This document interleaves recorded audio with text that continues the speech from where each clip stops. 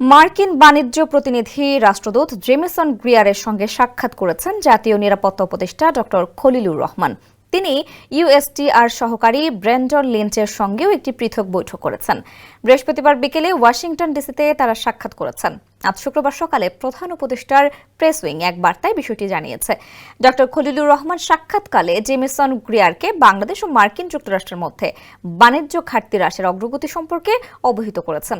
তিনি বলেন, পারস্পরিক বাণিজ্য চুক্তির আনুষ্ঠানিক বাস্তবায়নের আগেই বাংলাদেশ যুক্তরাষ্ট্র থেকে আমদানি উল্লেখযোগ্য হারে বাড়িয়ে বাণিজ্য ঘাটতি হ্রাসে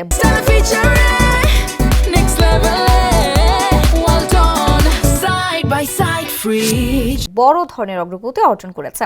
একই সঙ্গে চুক্তির বেশ কিছু গুরুত্বপূর্ণ দিক ইতোমধ্যে বাস্তবায়ন করা হয়েছে।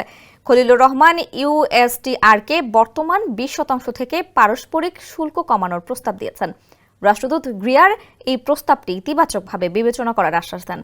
এছাড়া মার্কিন কাঁচামাল ব্যবহার করে উৎপাদিত পোশাকের ওপর পারস্পরিক শুল্ক কমানো বা পুরোপুরি প্রত্যাহারের বিষয়ে ড রহমানের প্রস্তাবটি গুরুত্বের সঙ্গে বিবেচনা করতে সম্মত হয়েছেন তিনি। উভয় পক্ষ পারস্পরিক শুল্ক চুক্তি চূড়ান্ত এবং দ্রুত বাস্তবায়নের লক্ষ্যে অমীমাংসিত বিষয়গুলো দ্রুত সমাধানের বিষয়ে একমত পোষণ করেছেন।